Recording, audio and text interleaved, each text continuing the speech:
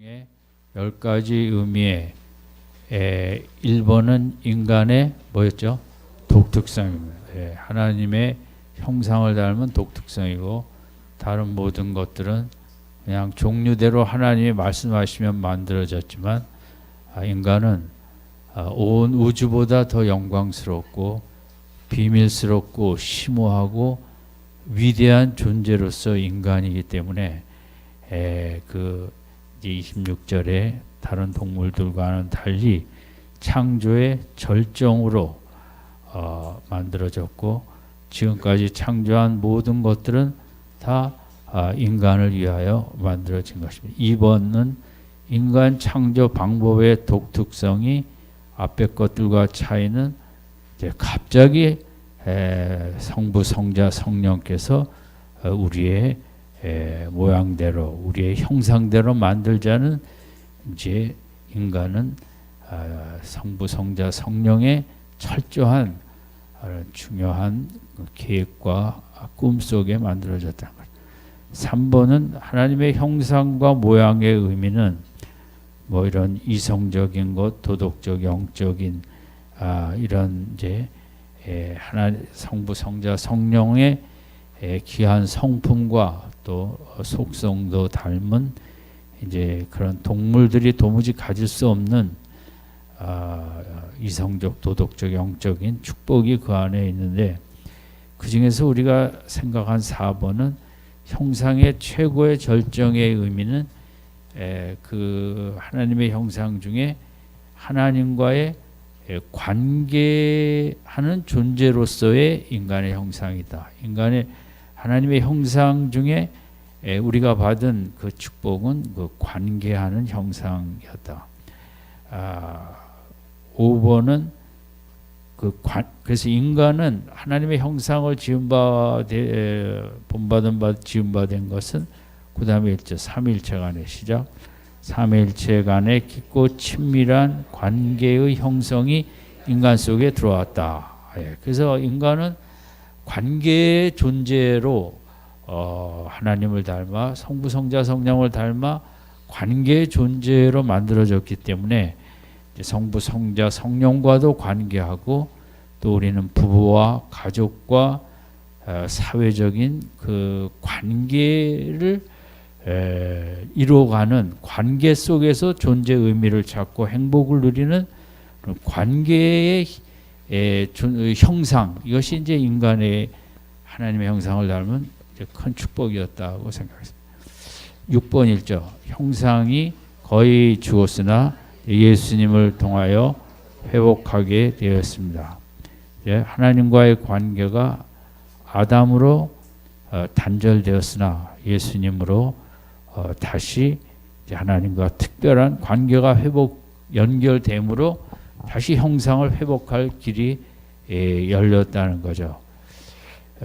그래서 그 밑에 골로새서 3장 10절을 읽으면 새 사람을 입었으니 이는 자기를 창조하시는 이의 형상을 따라 지식에까지 새롭게 하심을 입은 자니라.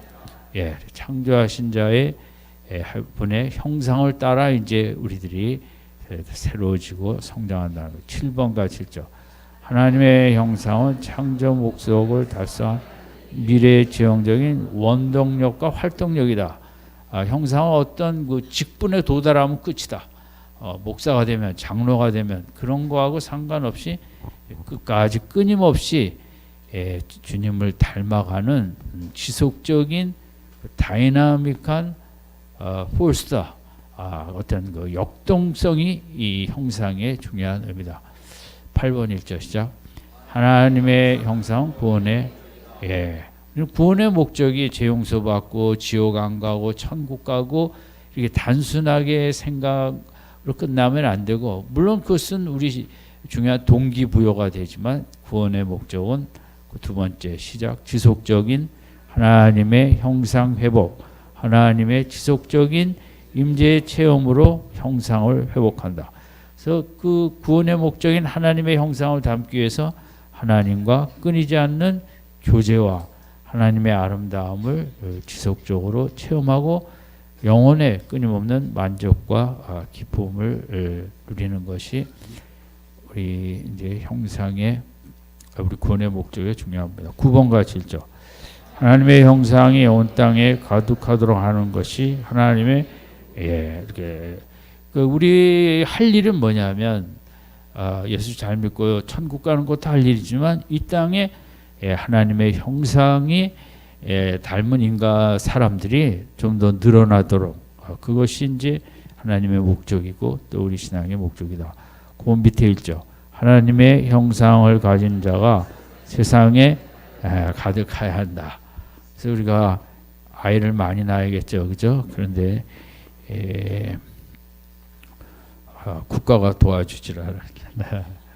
그 다음에 하나님의 영광의 통치를 형상을 닮은 자가 모든 문학과 학문과 과학과 기술 예술 모든 부분에 이제 다 침투해서 하나님의 형상을 닮은 문학, 뭐 소설, 뭐 이런 모든 것을 이제 만들어내야겠죠. 이 시대는 물질과 인간과 마귀의 형상이 너무 이제 난무해요. 우리 인생들이 고통을 한 거. 10번 가시죠. 시작. 예수님과 그래서 예수님이 오셨고 이제 십자가를 통하여 우리로 하나님과 다시 관계를 맺어 형상을 회복하게 하는 것이다. 이 어저께 건데 공부 다 했으니까 집에 갈까요? 오늘은 뭐 저도 잘 모르겠고 어려운 성육신의 10가지 의미를 생각하는데 사실 성육신이라는 것을 인간이 어떻게 알겠어요? 하나님이 인간이 됐다는데 그걸 우리가 이해하기도 좀 어렵고 하나님이 돼보지를 않았기 때문에 인간이 인간을 낳는 거는 우리가 이해를 하죠. 우리가 해봤으니까. 근데 하나님이 인간이 된 도대체 의미가 뭐냐? 그냥 너무 어렵죠, 그죠? 하나님이 인간이 된 그 뜻이 있을 텐데 그것을 우리가 잘 알 수는 없지만 그냥 어렴풋이 생각을 해보십시다. 사람이 이렇게 변화할 때가 있죠. 변화도 어렵죠. 특별히 여성들은 결혼해서 요즘 젊은 분들은 뭐 시댁과 상관없이 사니까 괜찮지만 옛날에는 시댁에 제가 그 TV 다큐에서 이제 전라도 남쪽에 있는 분들이 못 사니까 강원도 산골로 많이 그 시집을 갔어요. 그래서 이제 그분들이 평생 고생한 그 할머니들 얘기를 이제 정말 했는데 평생 고향을 못 간 거예요. 그 강원도 산골 속에 들어가니까 얼마나 할 일이 많고 또 시어머니의 그 속에 정말 뭐 인생이 참 이럴 수도 있구나 하는 그 인생에 우리가 이렇게 변화하는 나도 원치 않는 또 남자들은 군대 갈 때 또 여성들이 아기를 가질 때 또 출산한 다음에 이게 난지 아닌지 갑자기 어느 날 아기가 붙었는데 이게 내 자식이라는데 이게 정말 제가 옆에 안 사는 게 참 감사하다. 제가 이렇게 보통 고생이 아닌 거예요. 그리고 전 뭐 잘 몰랐는데 저희가 아이들 이제 갓난아기일 때는 뭐 미국이 다 그랬지만 우유병 9개 삶아갖고 소독해서 우유 섞어갖고 이제 우유를 채워서 냉장고에 넣었다가 아기가 울면 그 우유병 물렸거든요. 9개 다 떨어지면 또 만들고.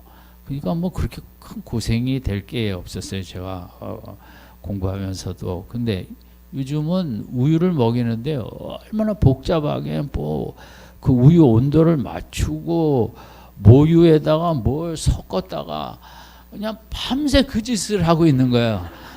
뭐 내 새끼가 아니니까 뭐 마음대로 해라. 아유 고생을 사서 하고 있어요.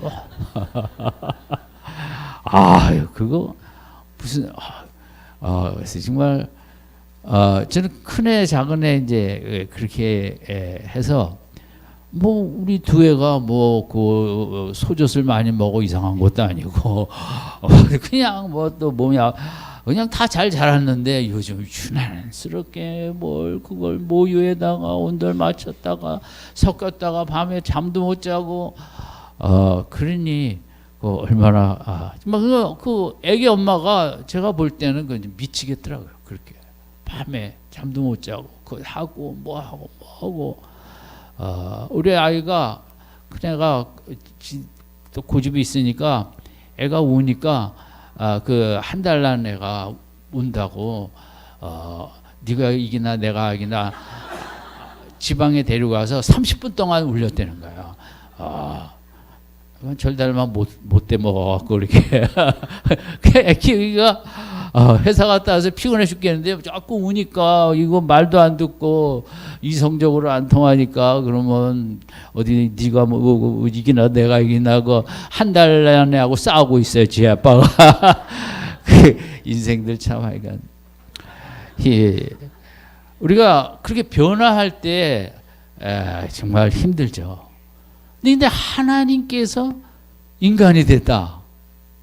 이제 우리가 상상할 수 없는 남자가 군대 가서 겪는 뭐 그런 더러운 거 이런 거하고는 또 다르잖아요. 왜냐하면 그분은 하늘의 영광에만 계신 분 아니에요.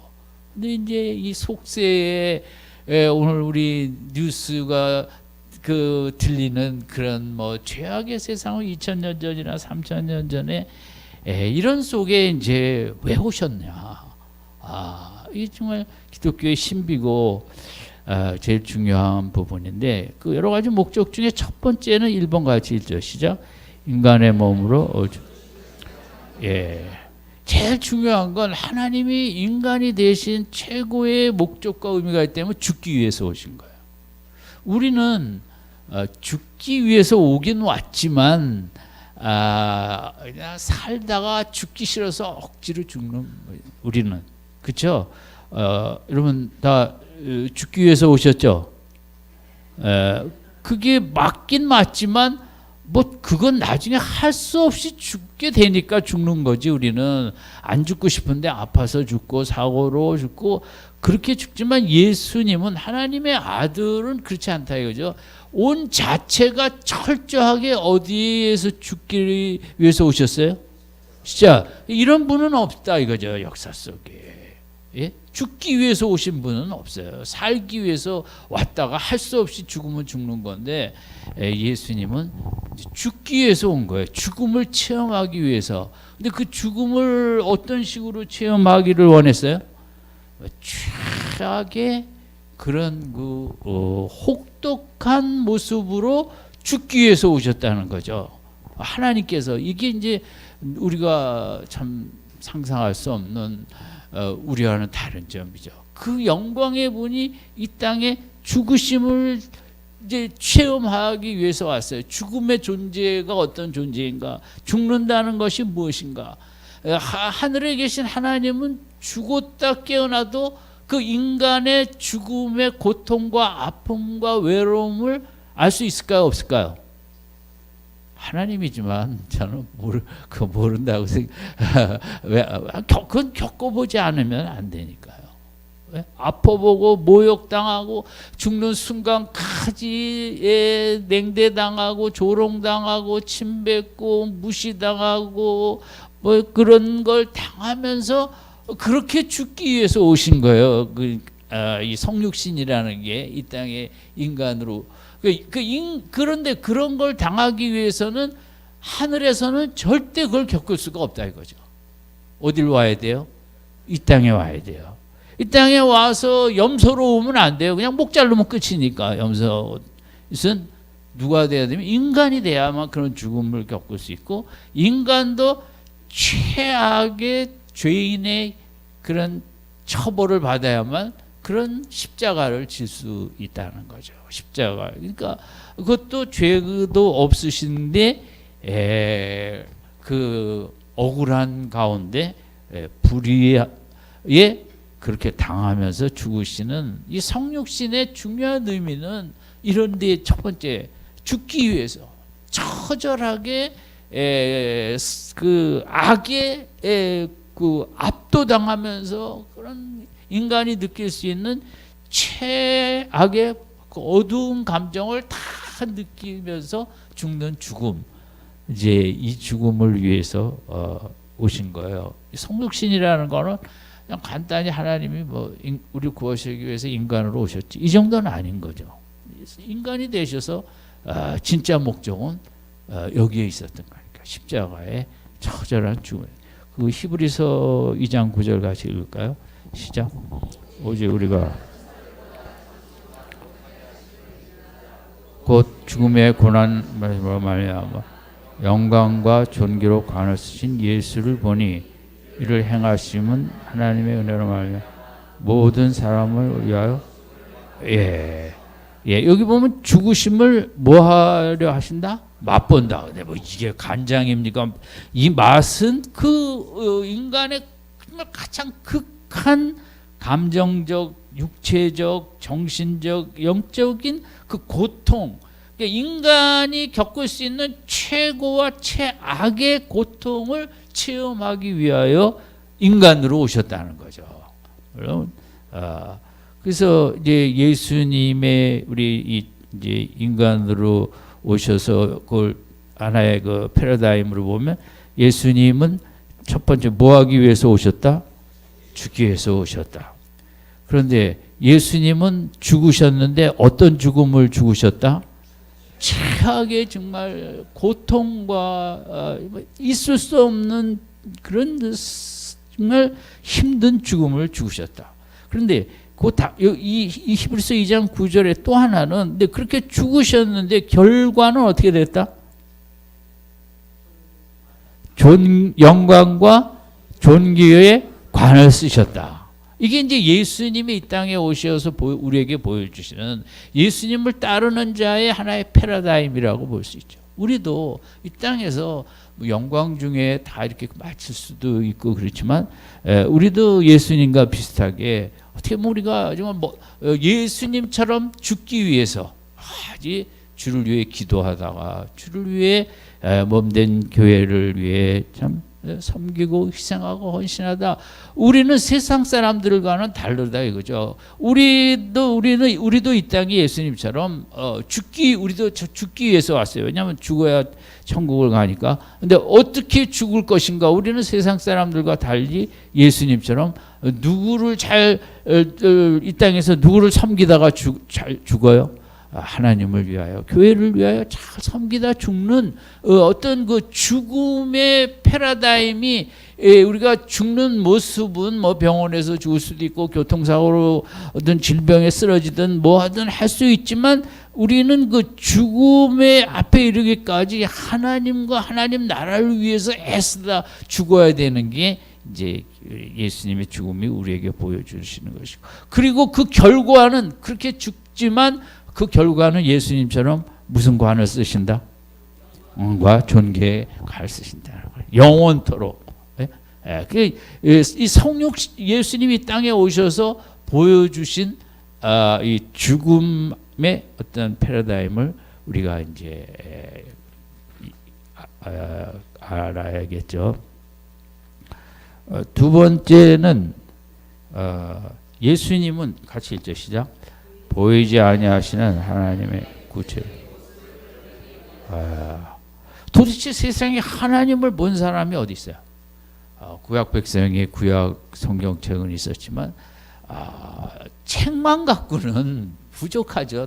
정말 그분을 알기에는, 그죠?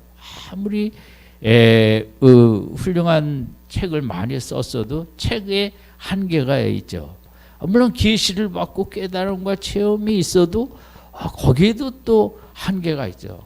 그래서 이제 진짜 보려면 인간은 역시 뭐로 봐야 된다? 눈으로 봐야지 진짜 볼 수 있는 거지. 이제 글이 위대하지만 그 한계가 있는 거죠. 그래서 요한복음 1장 18절 같이 읽으시죠. 본래 하나님을 본 사람이라고 아버지. 요한은 왜 그 하나님을 본 사람이 있다고 그랬어요? 없다고 그랬어요? 없어요. 근데 그 예수님이 어디 속에 있다가 오셨대요? 하나님의 품 속에 있었다는 건 뭘 뜻할까요? 크게 얘기하셔도 돼요.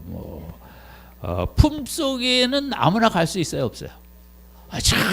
정말 하나님과 사랑의 관계, 친밀한 관계, 하나님이 놓을 수 없는 사랑하는 아기를 품속에 품고 내려놓을 수 없는 그런 그 귀한 뜨거운 사랑의 관계가 하나님과 예수님과의 관계라.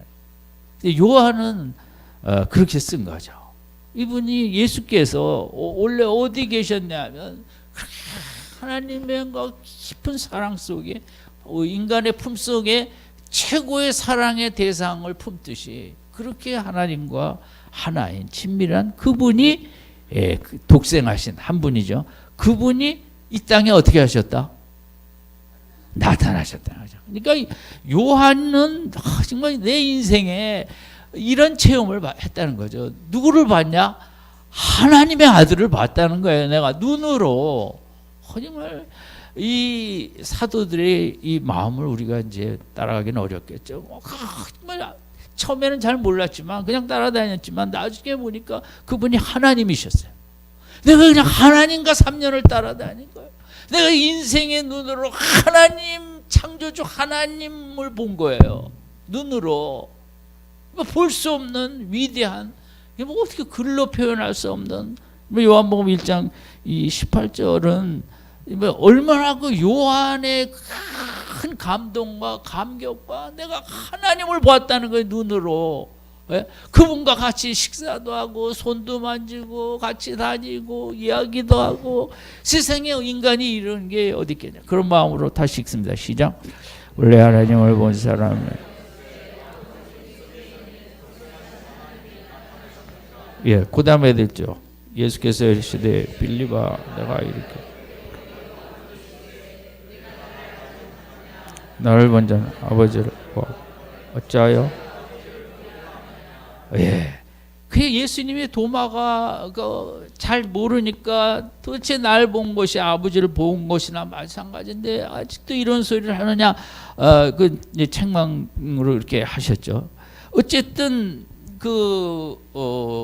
복음서가 다 그렇겠지만 예수님은 보이지 아니하시는 하나님을 구체적으로 이 땅에서 특별히 12제자에게는 더 그렇게 이제 함께 하시면서 보게 된 거죠.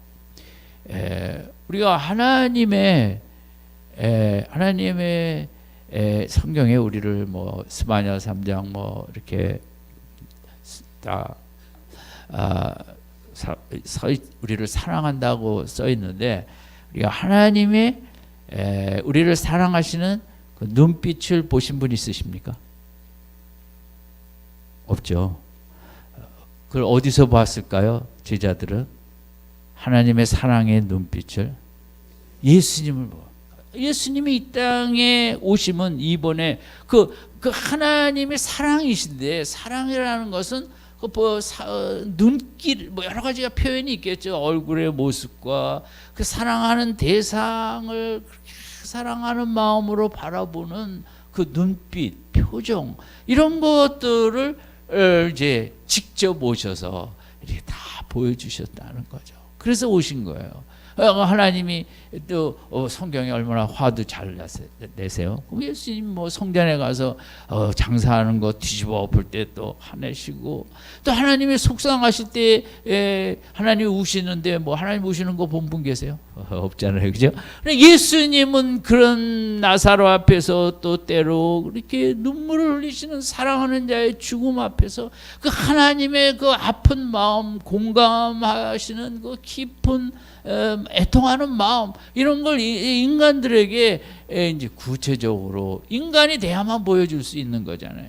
아무리 강아지가 훌륭하다 해도 그걸 어떻게 보여줄 수가 있겠냐. 사람이 그 성육신의 목적의 두 번째는 정말 하나님의 그런 눈빛, 또 하나님의 그런 얼굴의 표정의 모습, 얼마나 그 환하고 다정하고 온화하시고 그런 것을 이제 인간들에게 직접 보여주시기 위해서 이제 이 땅에 오셨다는 거죠. 그러니까 우리 신앙에 이제 우리가 이제 이런 하나님의 이 구체적인 모습을 본 사람은 없잖아요. 우리는 예수님 당시에 안 있었기 때문에. 근데 이것을 우리가 이제 은혜를 많이 받으면, 예수님과 친하면 이런 모습을 우리가 또 나타낼 수 있죠. 그죠?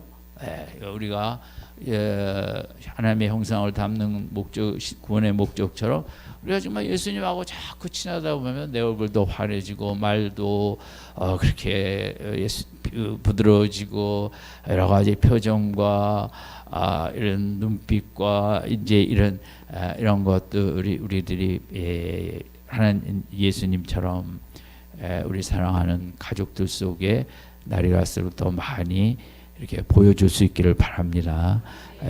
아이들이 교회는 오는데 집에 가면 싸나운 째리는 엄마 얼굴만 봐갖고는 도대체 하나님의 형상을 어디 가서 볼 데가 없는, 예수 믿기 힘든 거예요. 되게 그런지 되게 간증이 그래요. 도대체 내 아버지를 보고 어떻게 성경의 하나님 아버지를 날 믿을 수가 없다는 거죠. 왜냐하면 우리 아버지랑 비슷할 테니까. 어떻게 우리 엄마 맨날 그냥 짜증내고 신경질내고 소리 지르고 집어던지고, 그거 어디서 하나님을 내가 회개하고 우리 어떻게 해서든지 오나 예수님의 얼굴을 나의 얼굴을 통해서 보이지 아니하는 하나님의 구체적인 모습을 증거하는 우리 성도님들 되시기 바랍니다. 그 보여주러 오셨거든요. 참 우리가 정말 기도하는 가운데 아무래도 믿음 생활 많이 하고 믿음이 충만하면 하나님이 보이죠. 구체적인 액자의 사진과 같지는 않지만 하나님이 느껴지고 하나님이 보이고 어쨌든 이번이 중요하다 이거죠. 하나님의 보이지 아니하는 하나님의 구체적인 모습을 드러내기 위해 오셨다. 우리 가정에는 누가 드러내야 된다? 내가 드러내야 된다. 그죠? 아멘. 아멘이야 뭐 쉬운 거니까 뭐 아멘. 아멘은 하고 집에 가서 또 짜증 부리시. 3번. 예수님이 하나님이 인간이 된 건 뭐예요? 구약의 예언을 이게 이제 중요한 거. 결국은 구약이라는 많은 예언이 있고 약속이 있는데 거기 핵심이 이제 메시아 아닙니까? 근데 그 약속과 예언이 이루어지지 않으면 그 책의 진실성을 우리가 의심할 수밖에 없는 거죠. 그래서 이제 구약의 이제 모든 예언에 대해서 예수님이 엠마오 제자들에게도 구약과 예수님과의 관계를 설명해 주셨잖아요. 그러니까 중요한 것은 마태, 마가, 누가, 요한, 뭐 사도행전도 마찬가지인데 그 핵심은 구약과 예수님의 연결을 하느라고들 다들 애쓴 거예요. 오순절은 요엘서가 성취된 것이다. 그렇죠? 예수님이 당나귀를 타고 입성한 것은 사가랴에서 나온 것이다. 그러니까 신약에서 이제 많이 애쓰는 부분이 이렇게 그 구약의 이 부분이 예수님을 통해서 이렇게 성취되었다. 그걸 신약이 강조하는 아주 중요한 점을 가져요. 뭐 제가 다닌 신학교에서는 이제 그렇게 자세히 배우지 않았는데 이제 달라스에 있는 이제 그 유명한 신학교에서는 그래서 과목에 이제 구약과 요한복음, 구약과 마태복음 이런 식으로도 커리큘럼의 과목이 있죠. 그게 중요하거든요. 결국 예수님이 어느 날 우연히 이 땅에 오신 게 아니라 철저하게 구약의 예언대로 오셔서 그 구약의 예언이 약속한 것들을 다 이루신 분이 예수님이기 때문에 성경 구약 신약에 그런 그 인용이 구약 인용이 많이 있잖아요. 그죠? 예, 그게 그 중요한 목적 예언을 이루기 위해서 오신 거죠. 그래서 그 대표적인 게 창세기 3장 15절 같이 있죠. 시작. 내가 너로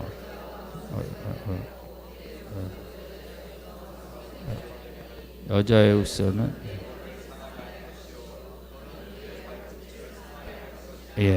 이것도 이제 그 여자의 뱀 보고 하는 사탄 보고 하는 거죠. 그래서 네 후손도 여자의 후손은 이제 예수님을 말하고 원수가 돼서 그 여자의 후손이 하나님의 아들이 와서 네 머리를 상하게 할 것이다. 이건 뭐 대표적으로 하나만 했고 넘어갑니다. 4번은 타이틀이 뭐예요?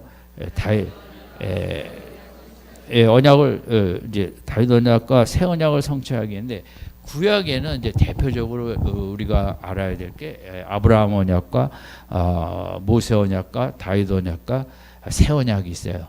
네 가지 언약이 이제 구약의 틀이에요. 중요한 신학교 가면 배우는 네 가지 언약. 첫 번째가 뭐예요? 두 번째, 세 번째 다윗 언약, 네 번째 새 언약. 이게 이제 카바네트 디알라지라고 아주 중요한 건데 아브라함 언약 이제 그 만복의 근원이 되게 하겠다 그러잖아요. 복의 근원이. 그럼 복의 근원이 뭐 가만히 있으면 되냐? 모세 언약의 율법을 순종함으로써 뭐 복의 근원이 되는 거예요. 그래서 아브라함의 언약만 갖고는 안 되고 그 모세 언약이 뒷받침을 하는 거죠. 아브라함의 언약을 이루는데. 그런데 이제 하나님께서 이제 이 땅에 영원한 나라를 세워야 되는데 그런 그 하나님의 영원한 언약을 세우는데 가만 보니까 누구 믿음이 훌륭해요? 다윗이에요. 다윗의 믿음이 훌륭해요. 그래서 다윗이 성전을 짓겠다 할 때 너는 전쟁을 많이 해서 피를 흘렸으니 네가 짓지 말고 네 아들을 위해서 아들을 통해서 성전을 짓게 하고 그 대신 하나님은 이 사무엘상 7장 13절에 같이 있죠. 시작. 그는 내 이름을 위하여 집을 건축하고 나는 그의 나라를 그러니까 다윗은 성전 건축물을 짓겠다고 했는데 하나님께서 그 마음을 너무 귀히 여기셔서 하나님은 너의 뭐를 왕조를 세우는데 어떤 왕조를 세우냐면 영원한 왕조 나라를 세우겠다는 거예요. 세상엔 모든 나라들이 왔다 갔다 흥망성쇠인데 그래서 그다음 16절도 있죠. 네 집과 네 나라가 내 앞에서 영원히 보존되고 네 왕위가 세상에 뭐 아수르가 그렇고 바벨론이 페르시아가 뭐 그리스가 다 뭐 100~200년 있다가 다 왔다 갔다 하는데 하나님께서 이 다윗 얼마나 마음에 합한지 네 나라는 영원한 나라를 세우겠다 그랬어요. 영원한 나라를 세우는데 그게 누구를 통해 이루어졌냐면 예수님을 통해 다윗의 후손 그 유다 지파가 중요한 거죠. 다윗의 유다 지파의 후손이 예수님을 통하여 땅의 나라가 아니지만 영원한 하나님 나라가 지속되는 거죠. 그래서 다윗은 사실 하나님을 위해서 뭘 드리겠다 그랬어요? 성전을 건축하겠다 그랬어요. 근데 하나님은 너를 통해서 뭘 세우겠다? 영원한 나라와 왕조 세우겠다. 우리가 하나님 앞에 드리는 게 이렇게 귀하다고요. 나는 요만한 거 드렸더니 하나님은 그냥 하나님은 스케일이 영원이기 때문에 줬다 하면 영원성으로 주시는 거고 우리는 스케일이 작으니까 요만큼 하지만 그게 신앙 우리 기독교의 성경 성서적인 원리예요. 그래도 조금 내면 되겠다. 그래서 뭐 조금 내지 마시고 우리가 요만큼 적게 낼지라도 하나님은 축복을 후손들을 하는데 아예 그냥 영원한 왕조로 축복을 하시겠다. 그런 믿음의 가정들이 되시길 바랍니다. 그 충분히 되고도 남습니다. 그렇게 그건 그리고 그런데 이 다윗 언약을 했는데 이 인간인지라 다윗의 후손들이 뭐 좋은 왕도 있고 무슨 히스기야 같은 요시야 왕도 있지만 또 뭐 아주 덜 돼먹은 므낫세 뭐 이런 왕들도 많죠. 근데 그 언약에 이제 다 징벌을 하겠다 그랬는데, 그래서 이 영원한 나라를 세우는데 이 백성들이 이 육이 강하다 보니까 율법을 도대체 가슴으로 섬기질 않아요. 그래서 이제 새 언약이 들어오는 거예요. 새 언약은 영을 주시는 거예요. 너희들의 육으로는 안 된다. 성령을 받으면 너희들의 말씀을 순종할 수 있다. 그래서 에스겔 36장 26절이죠. 시작. 또 새 영을 너희 속에 두고 새 마음을 너에게 주되 너희 육신에서 굳은 마음을 제거하고 굳은 마음을 주고, 그 다음에도 있죠. 또 내 영을 너희 속에 두 너희로 내 율례를 행하게. 이것은 오순절 성령으로 이루어진 거예요. 이 택한 백성, 이 나라를 영원히 유지하기 위해서, 말씀의 백성이 되기 위해서 육은 약해서 못하니까 뭘 주겠다? 영을 주는 거예요. 성령을 주심으로 말씀을 따라가게 하는 거죠. 그래서 우리는 아무리 뭐 교회 오래 다녀도 육으로는 말씀을 순종할 수가 없어요. 뭘 받아야 돼요? 성령을 주시는 게 십자가로 보혈을 흘리시고 하늘에 오르사 승천하신 다음에 이 백성들에게 그런 복을 주시기 위해 사도행전 2장에 우리에게 뭘 주셨어요? 성령을 주신 거죠. 이게 새 언약이라는 거죠. 새 언약은 떡과 포도주지만 마신 거지만 거기에 핵심은 너희 가슴을 수술하겠다는 거죠. 가슴에 육을 제하고 뭘 집어넣겠다? 영을 집어넣겠다. 이게 이제 새 언약이고 예수님의 십자가의 의미죠. 그래서 자, 언약의 구약의 이제 성경 전체 네 가지 언약의 첫 번째 뭐예요? 두 번째는, 세 번째는, 네 번째는, 이게 성경이에요. 그래서 성령을 주신 거거든요. 그래서 이게 신학교에서는 제가 한 과목으로 배운 거예요. 이 성경의 언약 신학의 책을 이제 책도 있고 뭐 이게 많이 이제 있는데, 어쨌든 예수님의 오심은 결정적으로 무슨 언약을 성취했냐면 만약 새 언약, 십자가를 통하여 승천하셔서 5번 같이 있죠. 시작. 인간을 직접 우리가 잘 알지만 누가복음 같이 있죠. 시작. 영광의 인에 임하셨으니 이는 가난한 자에게 복음을 전하게 내게 기름을 부으시고 나를 포로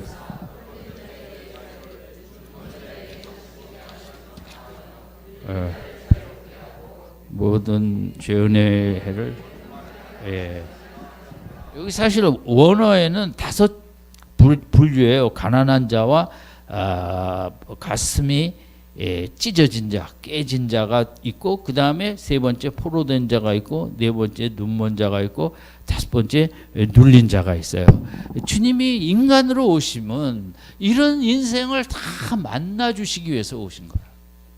정말 가슴이 찢어진 자, 정말 물질적으로 마음으로 가난한 자, 힘이 없는 자라는 뜻이겠죠. 그죠?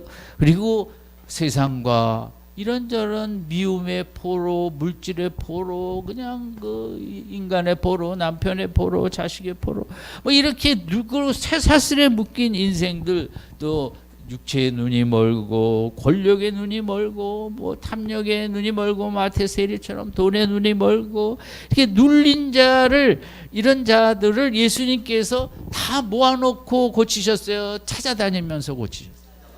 뭐 그게 예수님이 인간이 되신 이유예요. 예수님이 성경에 어디 모아놓고 이렇게 고치신 적이 없으시죠.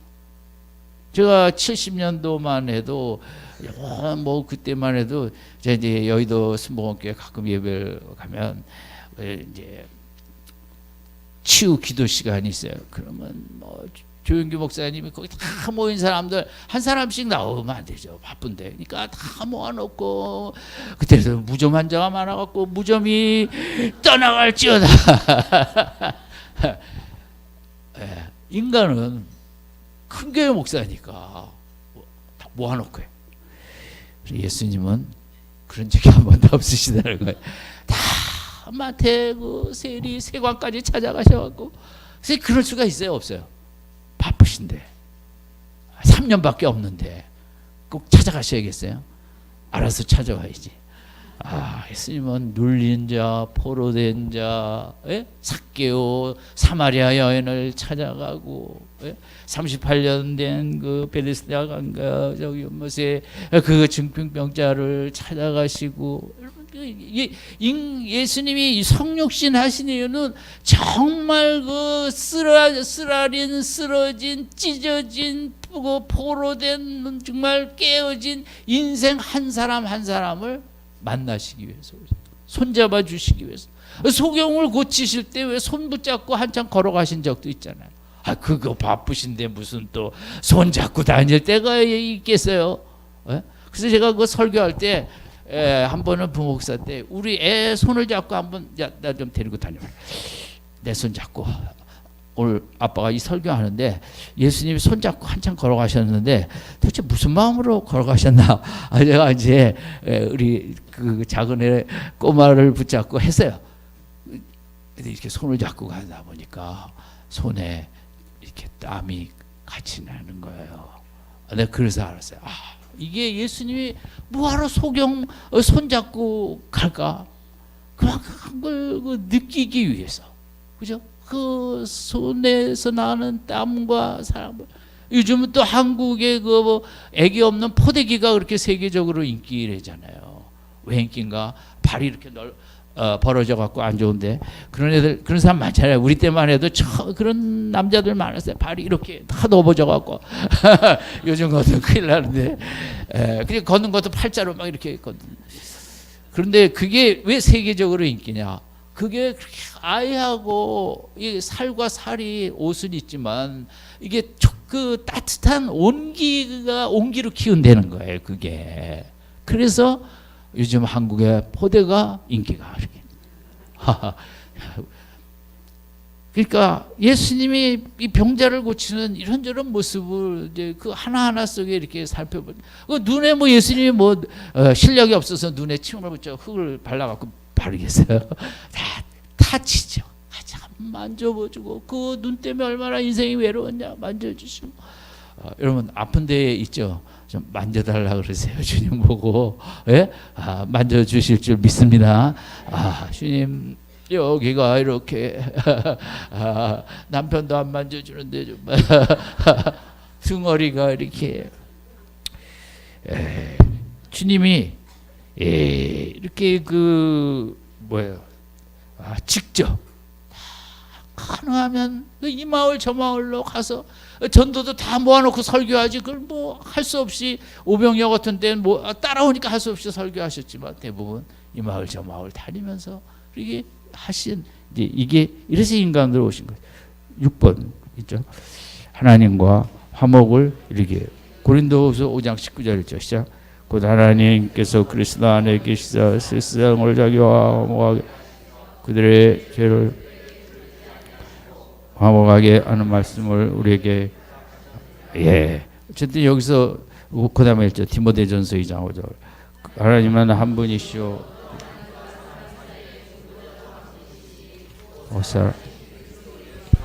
2장 7절 6절까지 읽었어요.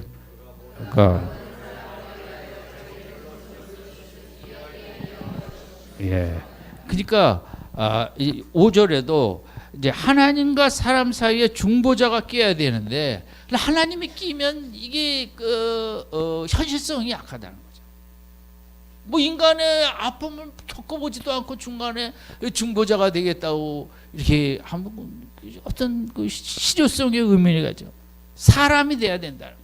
사람이 그 모든 것을 다 인간의 아픔을 겪어보고 인간의 이런 죄악성도 다 체험해보고 이런 죄를 하나님 앞에서 그 청산하겠다고 십자가를 질 때 그게 인간이 지는 게 사람이 져야 된다. 사람을 위해서 동물이 지어서는 그게 좀 어떤 현실성이 좀 떨어지죠.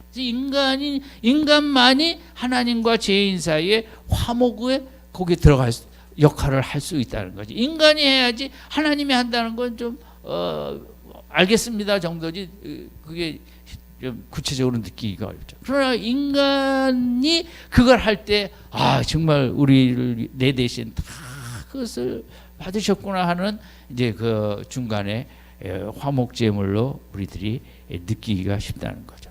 그다음에 7번 같이 읽죠. 시작.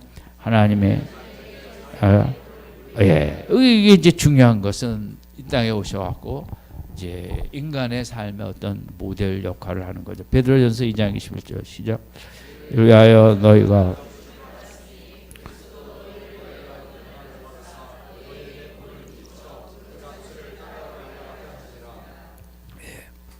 근데 이제 우리가 교회 다니는 중요한 목적은 우리가 뭡니까?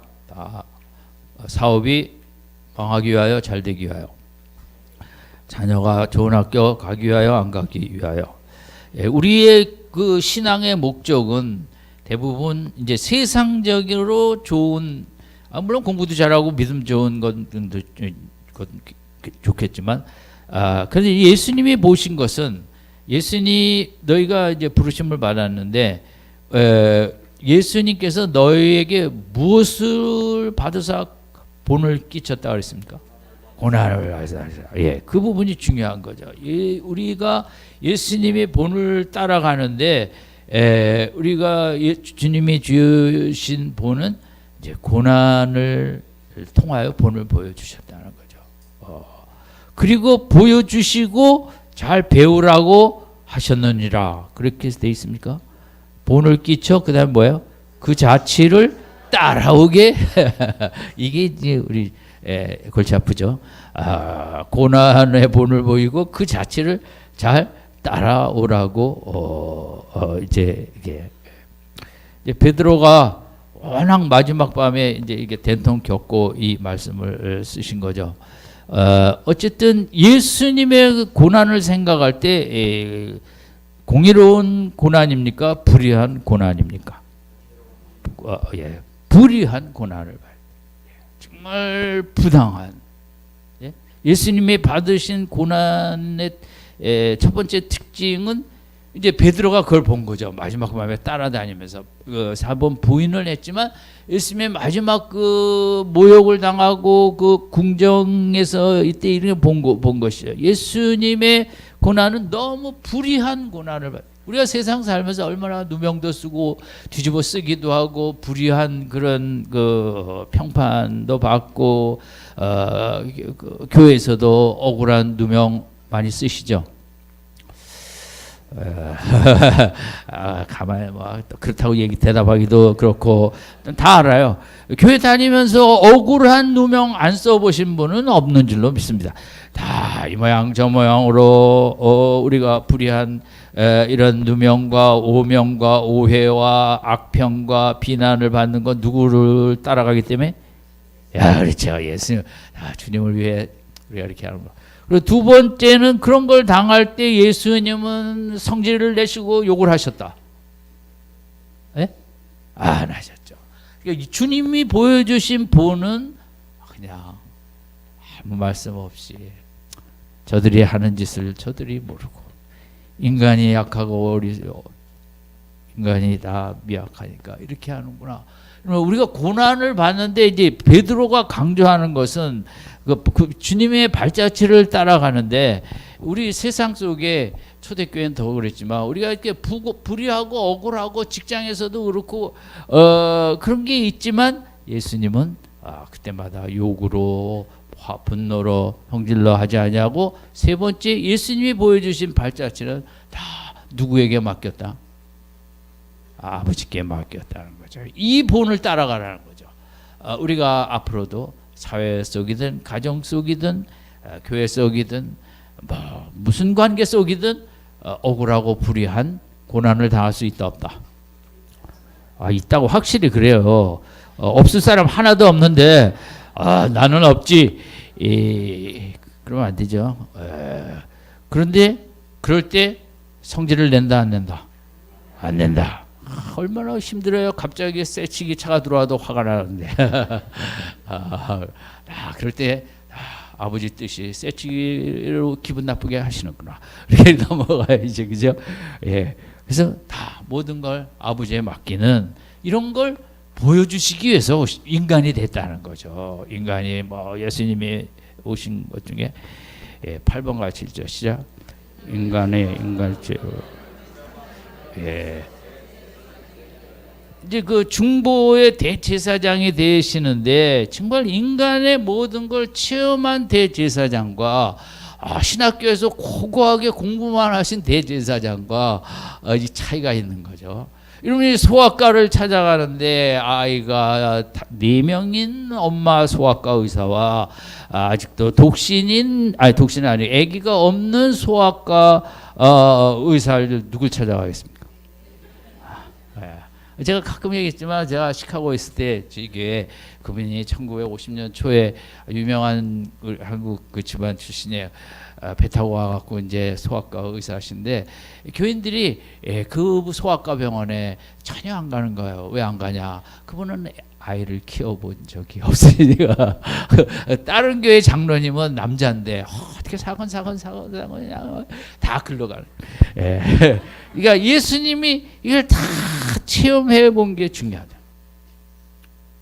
그러면 목사도 정말 건강하고 학벌도 좋고 얼굴도 잘생기고 이런 목사가 좋을까요? 아니야, 비리비리하고 설교도 앉아서 하고 여러분 제목이 뭐예요? 어떤 목사가 좋으냐? 제가 그 지금 시카고에 이제 제가 그 졸업식 때 한 유명한 빌 하이벨스 목사님이라고 윌로우 크릭 처치는 이제 한 10,000여 명이 다 극장식 의자로 그냥 너무 대단하게 지어놓은 교회예요. 너무 잘 돼서. 그분이 결국 여자 문제로 작년에 이제 사임을 하셨어요.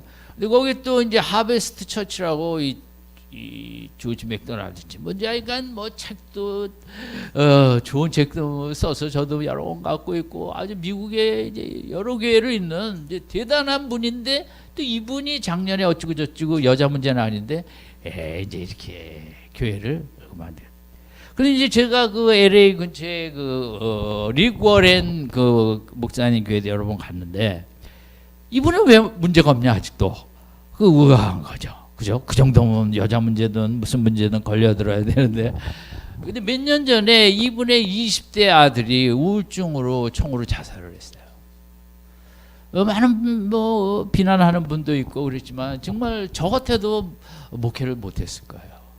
이분은 어떤 면에서 제가 볼 때 왜 저분은 저런 다른 큰 교회 목사들이 다 넘어지는데 저분은 아직도 건재할까?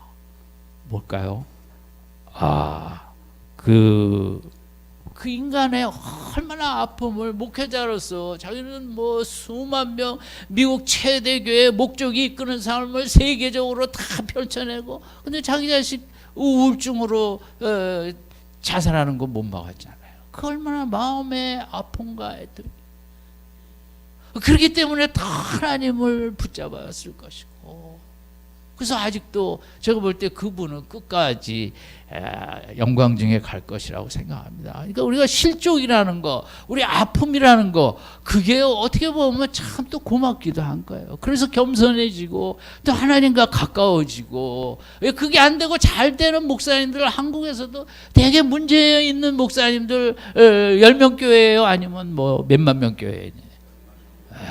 그러니까 축복이 그 숫자가 많은 게 축복일까요? 적은 게 축복일까요? 우리가 이 영적으로 볼 때는 할 수 없는 거예요. 그 영적으로 큰 교회 하다 보니까 되게 TV도 잘 보지는 않지만 아무래도 큰 교회 목사님들 나오면 얼굴이 번지르르 워낙 그런 것 같아요. 제가 볼 때. 이게 참 이의 복이 뭔지 우리가 뭐 하다가 얘기했냐면 인간의 죄를 대 연약함을 다 체험하는 이제 이런 것들이. 이러면 이제 교회에서 우리가 생각할 때 그냥 어느 가정에 막 이제 힘든 일 있잖아요. 우리가 막 기도합시다. 우리 가정을 위해서 그러죠. 근데 사실은 그 교회에서 가장 하나님과 가깝고 영이 충만한 사람이 그 고통 중에 있는 그 사람이라는 거죠. 그 영도 약한 사람이 영이 강한 사람을 우리는 기도해 드릴게요. 아니 가서 기도를 받고 오라는 거죠. 그분한테. 아멘. 그런 거 같아요. 건강한 사람한테 가서 기도받는 게 아니라 오히려 지금 문제가 너무 많고 우리 교회에서 가장 딱해 보이고 어떻게 저 집사님 어떻게 할까? 그 속으로는 그분 영이 제일 깊고 하나님과 친하고 영역도 있고 정말 내가 가서 기도받아야 될 사람은 그분한테 받고 와야 된다는 거예요. 아멘. 우리가 영적으로는 이걸 잘 분별을 못하면 거꾸로 신앙생활. 빨리 합시다. 9번과 7절 시작. 마귀와 히브리서 2장 14절 시작.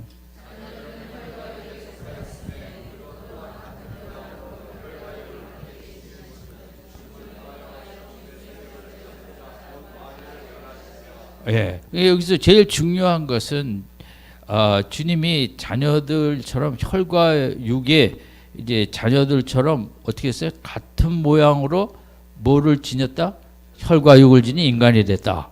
그런데 목적이 뭐예요? 죽음을 통하여 죽음의 세력을 잡은 자 마귀를 멸하신다. 그러니까 인간으로 마귀를 멸하겠다는 거예요. 이게 이론적으로 맞아요, 틀려요? 틀리죠. 인간이 마귀를 이길 수 있어요, 없어요? 없어요. 근데 예수님이 혈과 육으로 와서 이기셨어요. 누구의 능력으로? 성령의 능력으로 이긴 거죠. 그래서 예수님이 이 땅에 와서 이걸 보여주신 거죠. 너희들이 그 혈과 육으로 이길 게 뭐가 있겠냐? 이길 게 하나도 없다. 그거 낙심하지 마라. 그건 뭐 너무 당연하다. 그러나 예수님은 마귀를 이기신 예수님이 그 모델을 보여주신 거예요. 누구의 힘으로? 성령의 능력으로 마귀를 멸했다는 거죠. 성령의 능력으로 십자가를 끝까지 감당하고 마귀를 멸했다는 거죠. 우리도 교회라는 곳이 폼 잡는 데가 아니에요. 교회라는 데가 다 혈과 육으로 아무것도 할 수 없는 정말 나약한 인간들이 모여갖고 우리끼리 목사님, 장로님, 권사님 하지만 그건 다 그냥 거치고 속은 정말 힘도 하나도 없는 내 성질 하나 컨트롤할 수 없는 우리는 다 약한 사람들이라는 거죠. 그냥 좀 믿음 있는 척하고 성경 좀 많이 아니까 내가 아는 척하고 교회도 어찌고 저찌고 아는 척하지만 우리는 근본이 어디 속했다? 혈과 육에 속하여. 우리는 마귀를 이길 수가 없어요. 근데 예수님이 이기셨는데 무엇을 통하여? 성령의 능력으로. 그 본을 보여주시는 거죠. 인간의 삶은 성령 외에는 길이 없다. 10번 같이 읽죠. 아담으로 크리스천 로마서 5장 12절 같이 읽죠. 시작. 한 사람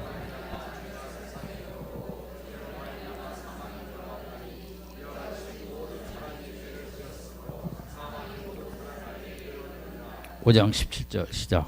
한 사람은 억누로 다 쓴즉 더욱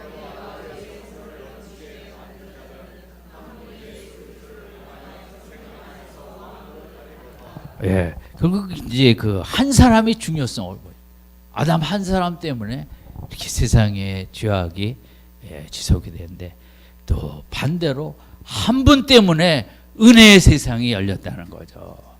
기독교가 중요하게 여기는 건 한 사람이죠. 엘리야 한 사람 때문에, 엘리사 한 사람 때문에, 사무엘 한 사람, 모세 한 사람, 다니엘 한 사람, 다윗 한 사람.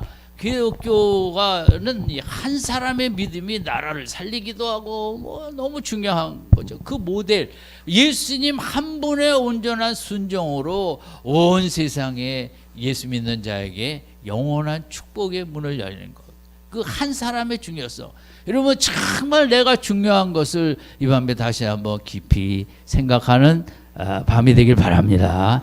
예, 내가 하나 제대로 할 때 그 가정에 큰 역사가 있는 거죠. 내가 하나 할 때 그 구역도 그렇고 모든 기독교는 다수교를 별로 얘기를 하지 않아요. 기독교는 뭘 강조한다? 한 사람이에요. 한 사람의 기도가 교회를 살리는 거예요. 아멘. 네. 한 사람이 그게 이제 아담과 하와의 이제 그런 대변으로 보고 마지막 11번 같이 읽죠. 시작. 하나님 영광을 그 성경 구절죠. 시작. 이렇게 하여 예수님께서는 이제 아버지 주신 사명을 잘 감당하여 이 세상 가운데 누굴 영화롭게 해요? 하나님 아버지를 영화. 이게 이제 와서 우리가 아버지가 주신 일을 잘 감당함으로써 하나님께 영광을 돌리는 이제 이 모델을 보여주시기 위해서 오셨다. 그러니까 여러 개 했는데 타이틀만 우리 읽고 마칩시다. 1번 시작. 인간의 죽음을 체험. 2번 보이지 아니하는 하나님의 구체를. 3번 4번 5번 6번 7번 8번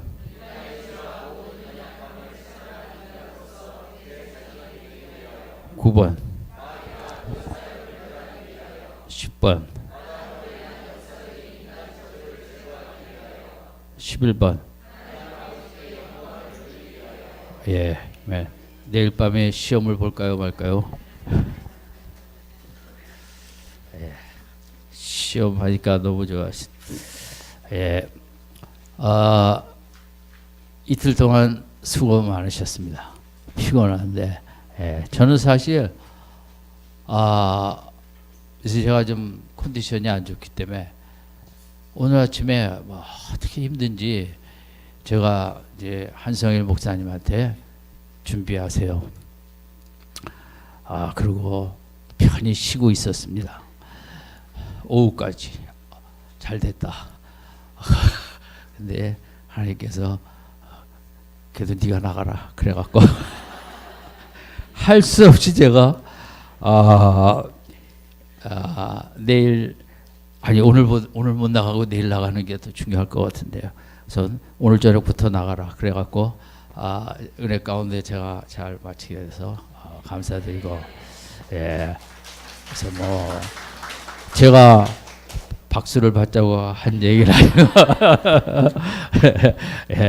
우리가 어쨌든 예수님 더 많이 생각하고 더 사랑하는 이번 고난주간 되시기 바랍니다.